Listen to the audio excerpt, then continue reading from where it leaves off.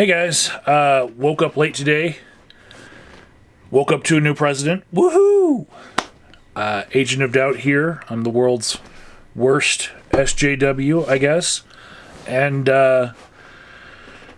this is my video reaction to the president's farewell address. President Trump, he didn't stay for the inauguration of Joe Biden. Instead, he flew out to an Air Force base via helicopter and then did a little speech there and then headed down to Mar-a-Lago, right? Mike Pence did the right thing and attended the inauguration of the next president, Joe Biden. But, yeah, Trump did not.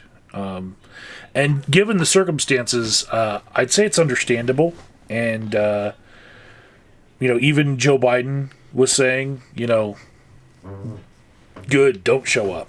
And then when asked about Mike Pence showing up, he says, oh, he's welcome. So everything's worked out for everyone, I guess. Except for we could still cut the tension in the air with a knife. It's that thick, right? Anyways, thankfully, subjecting myself to this farewell video that our good friend Violently Graceful would not watch. It was only 9 minutes long, so it wasn't that bad. But first, Trump thanked everyone in his family, which he didn't thank his cabinet, but who really was his cabinet anyway? There's the actual offices and everything, but really, who was he listening to? Just family members. That's a huge nepotism problem we had in his administration. But then he had the First Lady say goodbye, and it was a very simple goodbye. She didn't say anything that you could read anything into. I really liked it. Just simple. We love you too. Goodbye. Then Trump starts speaking again. At first, I thought he was wincing because he didn't like what his wife said, but then he said, well, what else is there to say? Yeah.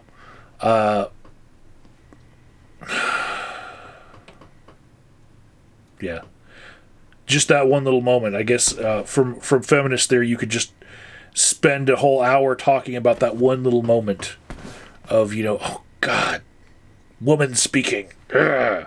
That's what was on his face, really. But he covered it by saying, what else could you say? Then he went on to say a couple of the accolades that he believes that he achieved in his last 4 years. And one of them, he said, was, we rebuilt the military. Which, as a veteran, I'm just saying, given that there wasn't really that much of a change in the military, I'd say it's insulting to say that the military was in a bad state before he got there, right? Then he had to name Space Force, which is still just a laughable name for what he's trying to do there. I don't know if Space Force will continue into other administrations with any prominence. And, to be fair, I haven't seen Bill Clinton's AmeriCorps being very prominently pushed out to America since his term in office. You youngins might not remember AmeriCorps, but it is still around in some form. So then Trump says that vets gave the president a 91% approval rating. And I don't know where he got those numbers, but I've been hearing a lot of very bad polling numbers for the president this week as far as him being the worst approval president basically ever. But he's thrown out the number of 91% of vets gave a positive approval rating to him, which, again, I need to see the source of that. But he also said that the vets were treated very badly before we came along. And I'm like, no. We actually got a new VA hospital here in Denver, and it was working just fine. And that's where I get my health care. And, yeah, it had nothing to do with you. You know, what did you do so good for vets? You know, that somebody else wasn't doing before you. It's always an easy thing to say that you're doing things for vets. Kind of like how it's easy to say that we care about the unborn, you know, because they're not voters and they don't have voices, those fetuses. And so they're never going to say, hey, shut up, you don't speak for us. You know, it's very easy to say that. And really, vets aren't going to say, you know, quit caring about vets. It's one of those easy things to support. But still, I want to know where he's getting his numbers. Not every vet that I know is in love with the president. And a 91% approval rating is, you know, after what happened at the Capitol, yeah, sources needed. Please give me your citations. Then he said that had we not had the pandemic, we'd have had an even better economy, but we built it twice. You know, like the dip in the economy that happened because of the pandemic and then the rebuilding. You know, he's taking credit for what's happened in his term of office as far as like the stock market prices. But, you know, stocks are not the only way to measure the economy. And, you know, the number of people applying for unemployment, like, in the last couple weeks has been nearing, like, 1 million a week. So, yeah. Ugh.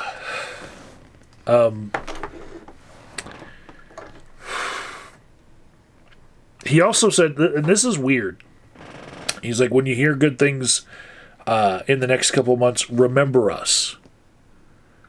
And that reminds me of, like, people sharing jokes on Facebook about how they're going to try to take credit for the good things that happen in Biden's administration, you know, and say, oh, well, that's because I put some foundation in place. He actually used the word foundation. But, you know, he's like, oh, when you hear good things come out of Biden's administration, remember it was us that did that. So he's like preemptively claiming the good stuff. I hope, you know, bad stuff doesn't happen, you know, in droves to where he then has to eat his words, but, you know, whatever. Next he said, we developed the vaccine in record time. You should start seeing good numbers in a few months.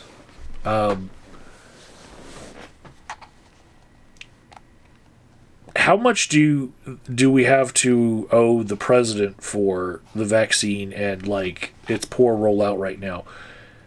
And just its development? And how much do we just, you know, need to thank Pfizer and Moderna and the other companies that came out with the vaccine, you know? You know, science is awesome, and to say that you, the politician, can take credit for the things that the scientists are doing and figuring out, and, you know, I don't know. I think I wouldn't say that a Democrat in his place would have done better as far as removing speed bumps in the way of getting this vaccine out, but we still have a horrible number of people dying every day right now. We still don't have everyone access to this vaccine. And right before he left office, we topped 400,000 people dead from COVID. And, of course, those are numbers that he might disagree with, because he's going to disagree with people being labeled COVID deaths, because he's that kind of a person, but whatever. The next thing he said that stood out to me was, we left it all on the field. As far as they're not going to say that there was something that they could have worked harder on, because they couldn't have worked harder. And when I heard we left it all on the field, I mean, it was just too easy. I was like, you mean golf course? You know, I bet tonight I'm going to watch a late night comedian make that joke. It's too easy to not make. I'm going to upload this video before the late night comedians have a chance to upload their jokes. The joke writes itself. It really fucking does. Almost 300 days on the golf course he spent with over $100 million worth of security detail expensed to the United States because of that. He bragged that 3 Supreme Court justices happened in his administration, which has nothing to do with his abilities. It has everything to do with when they decided to die and step down.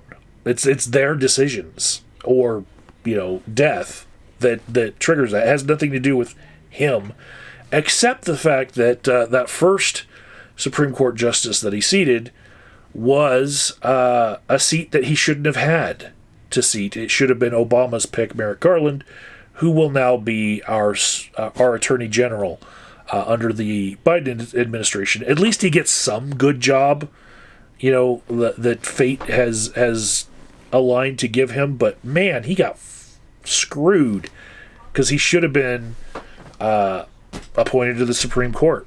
That was his life path, but obstructionist Republicans held up things in order to save that seat for a Republican president. And then, what they did with RBG's death, with rushing in Amy Coney Barrett, it's like they went against the tradition that they just set 4 years earlier. And that stain of like how we can never trust the other side again with anything that they say of like, oh, just give us this one and we promise that this is how we're going to do it from now. We can't trust Republicans. Like, there's no working across the aisle anymore, right? And for Trump to say that his 3 Supreme Court justice nominations was a high point of his administration, no. That's one of the signs that Democrats will never forgive the treachery of Trump. They got screwed. Now, a lot of that was Mitch McConnell, right? Granted, that a lot of that started before Trump was even in office. But the fact that he had 3 Supreme Court justices instead of 2 is not a good thing to Democrats, because it should have been 2, not 3. Next, he said, we're going to pay our respects to those who lost family members to the China virus. And I was like, God, did you have to say China virus in your farewell fucking speech? Oh my God. That was horrible. It's Trump. It's what we've come to expect, but that was fucking horrible. Using their deaths and like that moment of remembering, for all the people who have had lost loved ones across America to the coronavirus. Using that moment to just jab China one more time. The China virus. Oh my God. It's Trump. It's Trump. There were a lot of MAGA hats in the crowd, like actual red MAGA hats, which for 2 weeks, anywhere the president has been, they haven't had any hats on. And I've noticed this in coverage of anywhere that there would have been even a small crowd. They removed the MAGA hats from visibility of the news reporters. But in this one instance, you see the cameras pan to the crowd, and there were a couple red MAGA hats in the crowd. So they were chanting, "Thank you, Trump. thank you, Trump, and some of it was we love Trump, we love Trump. I thought I heard it break out just for a second, but then it changed into a thank you, Trump. But I thought I heard the start of it, but it didn't really get there. But so there was no chant of 4 more years, 4 more years, like you would hear for like anyone else. You even heard it for Obama at the end of his second term, which was, not possible. It's just one of those chants that just breaks out with almost every other president, but not this one. If they were starting to chant it, they got chanted down by the rest of them. Like, no, don't say that, because, what just happened at the Capitol. So, yeah. Last thing he said was, I wish the new administration great luck and great success, and they have the foundation to do something really spectacular, which is basically him taking credit for whatever good happens in the Biden administration. But also, I didn't catch this myself, but CRB Vegas, I've been talking with him, he said when he's heard the word luck there, he thought, oh, well, of course the QAnon supporters are going to latch onto that, right? And then, of course, they have. They're reading into what he said, and they're making a big deal out of the word luck. Like, the things that you do in the future, they have nothing to do with your good governance, your ability to administer the government to the American people. It has everything to do with the foundation that I created and the luck that you have in getting this good government from me. Anyways, next thing he said was that the pandemic was the worst plague in over 100 years since 1917. And he has made this mistake over and over again. The influenza outbreak that we call the Spanish flu happened in 1918. He keeps saying the name of the film 1917 instead of when the actual influenza outbreak happened. It's he's gone. He won't make the same mistake as president ever again because he's not president anymore. But the fact that he's made this mistake again and again and again, I wonder if anyone has had the gumption to tell him, like, dude, it was 1918. You're a year off. You're just repeating 1917 because you saw a trailer for a movie. Then at the end he said, we'll be back in some form. And I'm like, oh no, his sons are going to run. Ivanka's going to run.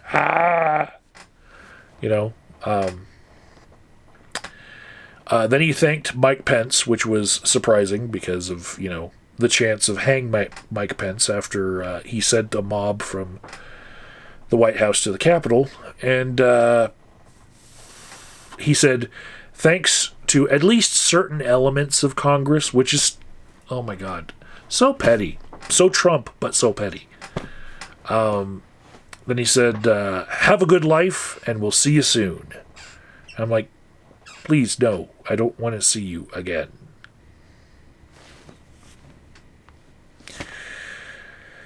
Goodbye. So that was it. I subjected myself to his farewell speech. Those were my feelings on it. And, yeah, I hope to catch up with all of the pomp and circumstance of the inauguration ceremonies as they happened earlier today, but I was working. So, yeah, I'll give you guys what my reaction to that was tomorrow. I heard there's going to be Garth Brooks.